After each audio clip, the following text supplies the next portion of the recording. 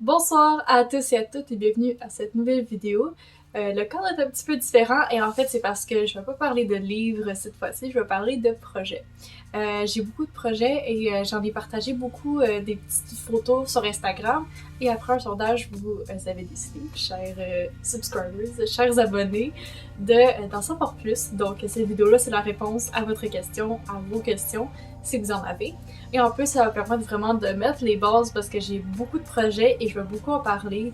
Je suis quelqu'un qui est très fier de parler de ses projets, mais c'est toujours dans l'optique que vous aussi vous faites vos projets parce que j'adore ça, hyper les projets du monde. Donc, en parlant de mes projets, j'espère que vous allez à votre tour parler des vôtres et on va pouvoir mutuellement se motiver à les accomplir.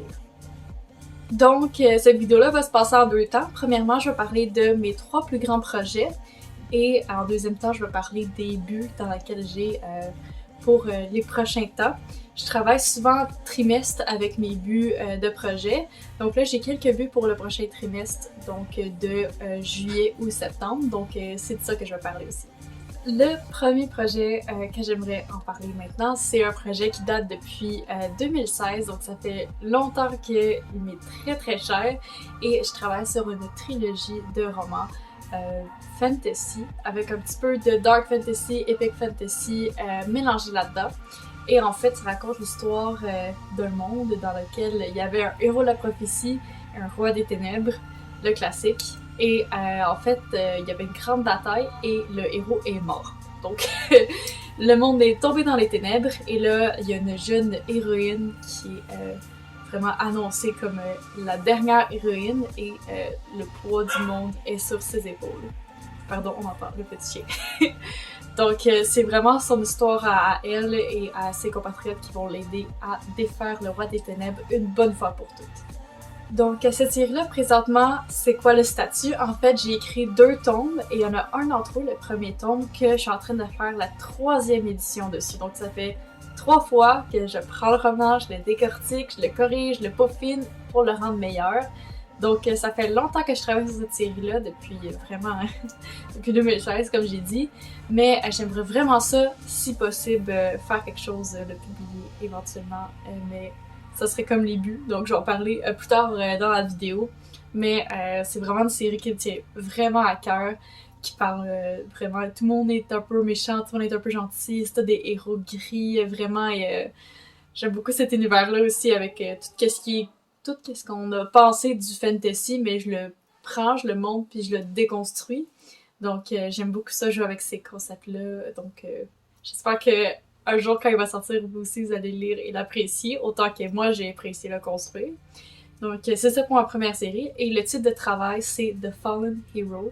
Le titre de travail est en anglais et ça me dérange beaucoup. J'aimerais ça que ce soit en français, mais je trouve pas de traduction qui me plaît. Je trouve pas de titre vraiment qui a autant de connexion avec l'histoire que le titre que j'ai présentement. Donc, c'est à suivre. Le deuxième projet qui me tient énormément à cœur, c'est un projet avec une saveur totalement différente. Et en fait, c'est une autre série de livres. J'estime qu'il va y avoir 5 ou 6 tomes dans cette série-là. Et en fait, ça raconte l'histoire, là, c'est une série de science-fiction. Donc, je suis aussi en train de travailler. Mes 2 genres préférés, c'est fantasy et science-fiction. Donc, fantasy, j'ai ma série The Fallen Hero, qui est en travail. Et pour la science-fiction, j'ai une série qui s'appelle L'Ambassadrice de l'Humanité. Et en fait, l'ambassadrice de l'humanité raconte l'histoire d'une jeune fille qui se fait enlever par des extraterrestres. En fait, ces extraterrestres-là, c'est des mercenaires et ils sont en quête de retrouver l'ambassadrice de l'humanité, qui est une femme qui siège à un grand conseil intergalactique et qui vient juste de se faire enlever. Donc la Terre est menacée d'extinction s'ils la retrouvent pas. Et ces mercenaires-là essayent de la retrouver. Bon, là, c'est pas nécessairement les meilleurs mercenaires de l'univers. La moitié d'entre eux sont pas vraiment aptes à être des mercenaires tout court. Donc, c'est vraiment une aventure qui est très rocambolesque. J'ai inséré des références à des memes dans ce roman-là. C'est vraiment super drôle, c'est super le fun à écrire et c'est vraiment léger. Donc, comparément à l'histoire qu'il faut sauver le monde, là, c'est vraiment les idiots là, qui sont dans l'espace. Donc, j'espère que vous allez l'apprécier encore une fois quand ça va sortir. Éventuellement, j'aimerais aussi le publier.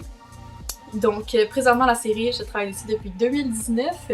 Présentement, il y a 3 tomes d'écrits mais il y en a seulement un qui est édité. Donc c'est le premier tome, je suis en train de travailler dessus, mais là, pas présentement, j'ai pris une petite pause de cet univers-là, parce que je viens d'écrire le 3e tome que j'ai écrit durant NaNoWriMo en novembre passé, donc novembre 2020. Mais voilà, c'est un peu en pause ce projet-là présentement parce que je passe beaucoup de temps sur ma série de fantasy. Mais j'aime vraiment ça, être capable en écriture de switcher entre 2 univers, entre 2 groupes de personnages que j'aime beaucoup, entre 2 genres aussi et 2 styles d'écriture complètement différents. C'est vraiment rafraîchissant parce que quand je commence à être tannée d'un univers ou d'une série, ben je m'en vais dans l'autre. Et avec 2, je trouve que c'est vraiment facile de gérer sans trop avoir de projet d'écriture.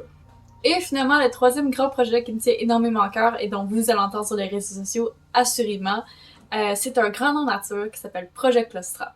Donc là, c'est vraiment une forme, c'est même pas une forme d'écriture, c'est vraiment une forme de sport et de théâtre en fait. Un grandeur nature, c'est une immersion, d'heures qui peuvent varier, mais une immersion d'une fin de semaine dans laquelle des personnes se plongent dans un univers et suivent un certain genre de règles pour toutes jouer ensemble à un grand jeu.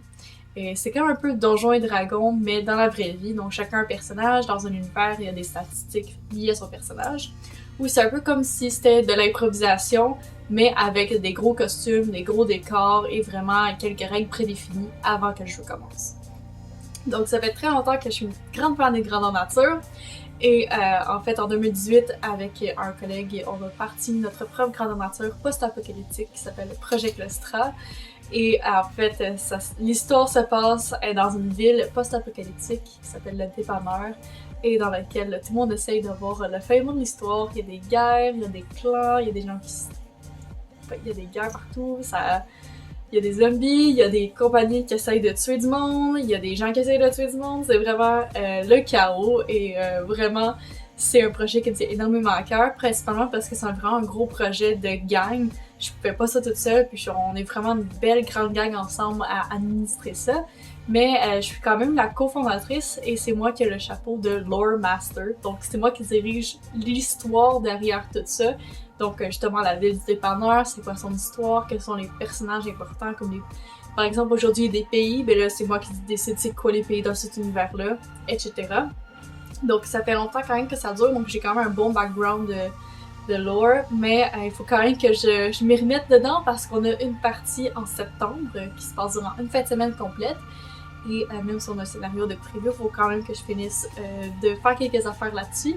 Donc c'est vraiment quelque chose qui est totalement différent de ce que je fais d'habitude. Donc moi je suis plutôt lecture, écriture, théâtre, art, mais là, grandeur nature, c'est vraiment une passion que j'ai depuis très longtemps.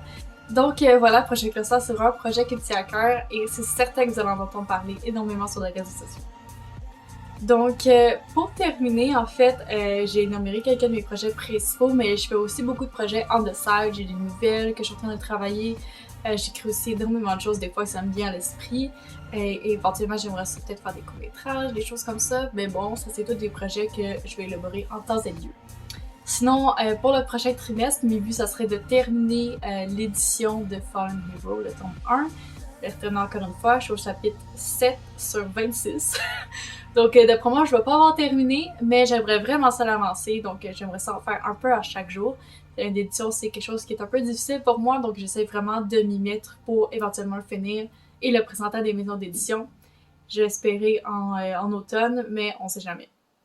Sinon, pour l'ambassadrice, mon but, ça serait d'un peu m'y remettre dans le bain parce que j'aimerais ça aussi travailler sur cette série-là. Donc après avoir terminé l'édition du tome 1 de Fallen Hero, je vais retomber dans mon science-fiction pour faire une petite balance. Donc ça, c'est vraiment de m'y replonger un peu, commencer à retrouver, voir des idées pour un prochain tome et des choses comme ça. Et sinon, pour Projet Clostra, comme je l'ai mentionné, ce serait vraiment de retravailler l'histoire, de reconnecter avec mes personnages que je joue. Et aussi, il faut que je termine un costume, donc il faut que je m'y mette. Donc voilà, c'est tout pour cette vidéo un peu spéciale. Donc j'espère que vous avez apprécié le format. Si jamais vous avez des questions sur mes projets, n'hésitez pas à le demander comme toujours. Je vais aussi faire des updates sur Instagram par rapport à ça. Et je suis vraiment curieuse de savoir si vous avez des projets d'écriture, de grandeur nature, de couture, d'artisanat, n'importe quoi. Je suis un peu une touche à tout, donc je vais sûrement pouvoir au moins avoir une conversation avec vous autres par rapport à votre projet. Donc n'hésitez pas à me contacter pour qu'on s'en jase. Donc sur ça, je vous souhaite une très belle journée et bon courage dans vos projets.